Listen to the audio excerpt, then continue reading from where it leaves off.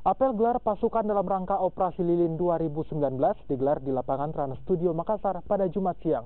Apel gelar pasukan yang diikuti ribuan personil gabungan TNI Polri ini, Basarnas dan instansi terkait, juga dirangkaikan dengan pengamanan kunjungan kerja Presiden dan Wakil Presiden ke Sulawesi Selatan, serta kesiapan SAR dan peralatan dalam rangka kesiapan tanggap bencana.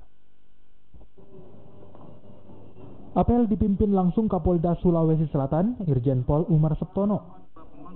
Sebanyak 5.100 personil TNI Polri disiapkan untuk pengamanan perayaan Natal dan Tahun Baru di Sulawesi Selatan. Mereka terdiri dari 2.799 aparat kepolisian dan 2.301 dari TNI dan stakeholder lainnya. Ribuan personil gabungan TNI Polri ini nantinya akan ditempatkan di sejumlah titik, di antaranya tempat ibadah, tempat wisata, dan pusat perbelanjaan.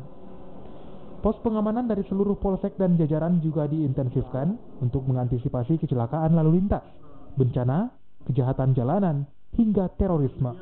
Dinamika kegiatan masyarakatnya.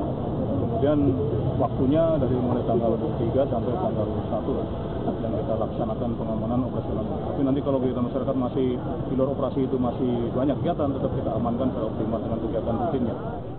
Selain apel Operasi Lilin 2019 yang digelar dari 23 Desember hingga 2 Januari mendatang, gelar pasukan juga dilakukan dalam rangka kunjungan Presiden Joko Widodo dan Wakil Presiden Yusuf Kala di Sulawesi Selatan.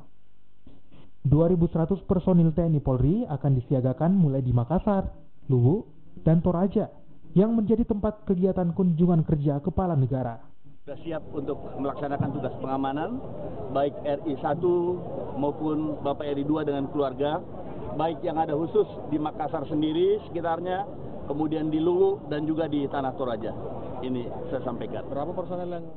Kesiapan SAR dan peralatannya juga ambil bagian dalam kegiatan apel gelar pasukan dalam rangka antisipasi tanggap bencana alam. Arif Tirtana, Kompas TV, Makassar.